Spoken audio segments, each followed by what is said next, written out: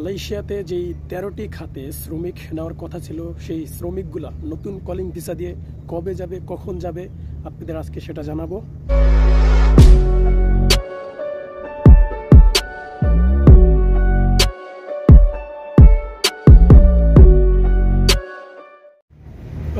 প্রবাসী ভাইরা দেখেন, এটা হচ্ছে আমার গাড়ি। এখানে মূলত আমি কাজ করি। এ হচ্ছে দেখেন ফ্যাক্টরির আশেপাশের জিনিসগুলো।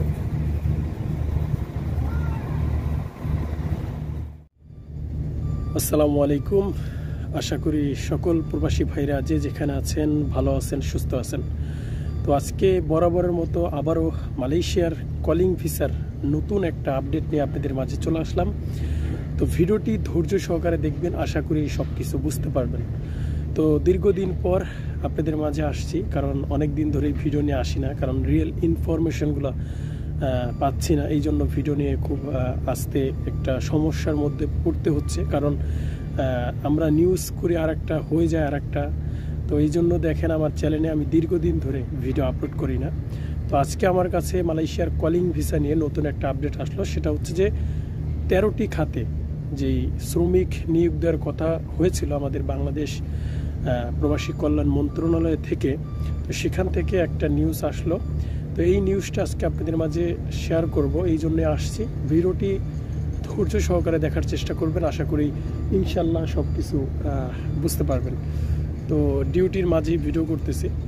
তো প্রবাসী ভাইরা, মালয়েশিয়ার কলিং ভিসা যেটা খোলার কথা ছিল 13টি খাতে, খনিজ সহ কৃষি এবং বিভিন্ন যেই খ্যাত খামারের যে কাজের যেই ভিসাগুলো রয়েছিল, মোট এক কথায় বলতে গেলে যে 13টি খাতে, সেখানে রয়েছে কৃষি, খনিজ, যেমন আপনার তেল পাম্পের বা তারা যে কোনো কিছু উৎপাদনে ভিসা দিয়ে লোক নেওয়ার চিন্তা ভাবনা করেছিল, যেমন কৃষি, বাগান এবং খনিজ। তার মধ্যে আরও রয়েছে সার্ভিস সেক্টর, হোলস, রিটেল অন্তর্ভুক্ত বলে জানা গিয়েছে।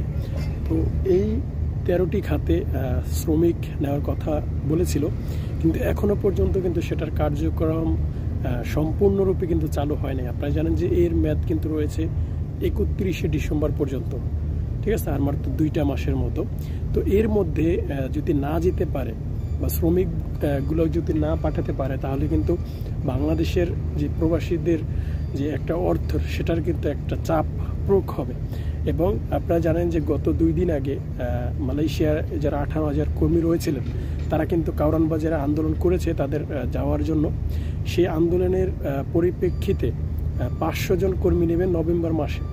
তো বাকি যে 8,000 রয়েছে তাদের কিন্তু নিতে হিমশিম খেয়ে যাবে, এবং এখনো পর্যন্ত নেওয়া হয়নি। 500 জন নেওয়ার কথা বলেছে, কিন্তু সেটা কবে নেওয়া হয়, কখন নেওয়া হয়, সেটাও বলা যাচ্ছে না। তো এর এক প্রকারে বলা যাচ্ছে যে কলিং ভিসার যে খোলার, সেটা কিন্তু মনে হচ্ছে যে একটা জায়গায় চাপা পড়ে আছে। তো এই ছিল মালয়েশিয়ার কলিং ভিসার সর্বশেষ আপডেট। আপনাদের সাথে সাথে নিউজ দেওয়ার চেষ্টা করব যখনই মালয়েশিয়ার কলিং ভিসার নতুন কোনো খবর পাবো। তো আজকের মতো এখানেই ছিল।